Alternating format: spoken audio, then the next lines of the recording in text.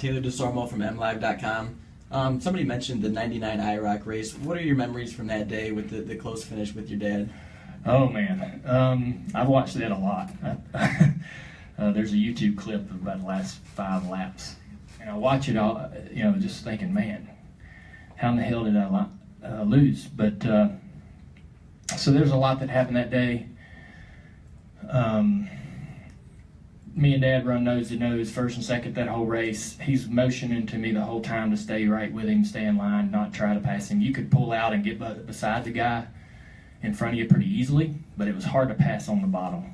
And so he was just like, don't pull out, don't pull out. And I got all these guys dogging me and trying to pass. And so my last lap I got a run, and I went down into turn 1, got under him, and it didn't work, and I thought I was screwed.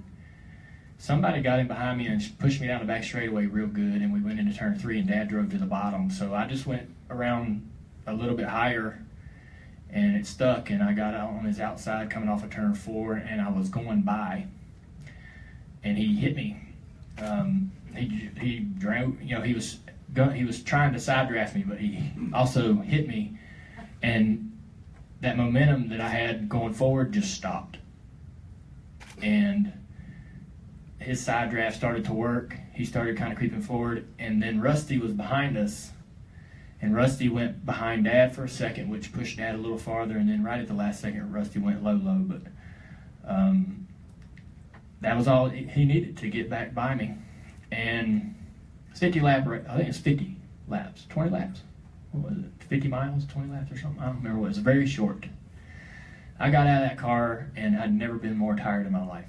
I got out and went to Victory Lane, and then just about passed out. I went to the infield care center and got 2 bags of IV. Never felt worse after a race, for whatever reason. I must have held my breath the whole time or something. I don't know what it was, but I was miserable after I come down from the adrenaline that was pumping. And I went in there to Victory Lane, like, hoping that Dad would, Tony Sr. and all the guys are in the Xfinity garage, and when I saw them, Tony Sr. and them were like, man, you about had him, that was so awesome.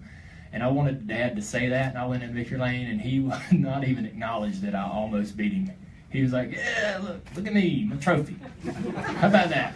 How about that, Dale Jr.? And I was like, all right. So, and on top of that, I've always sort of been ticked at Rusty for that whole thing, because he could have, him and Dad, they kind of always were one-upping each other. One buy a plane, the other had to have the same plane. This guy buys a farm, this guy's got to buy a farm.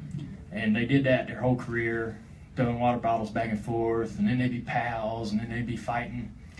And he had his one shot to really rub it in Dad's face and push me to Victory Lane. He could have, hung that over Dad's head for so long, and he kind of helped Dad, to be honest with you, the way the arrow works.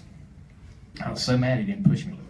But if he had, I would have won. I didn't need much. But that to me, I didn't, it was funny because I got to race Dad in the IROC Series a little bit, and then I got to race him in the Cup Series some. But really, we didn't race around each other at all. I don't have many memories of racing with him much.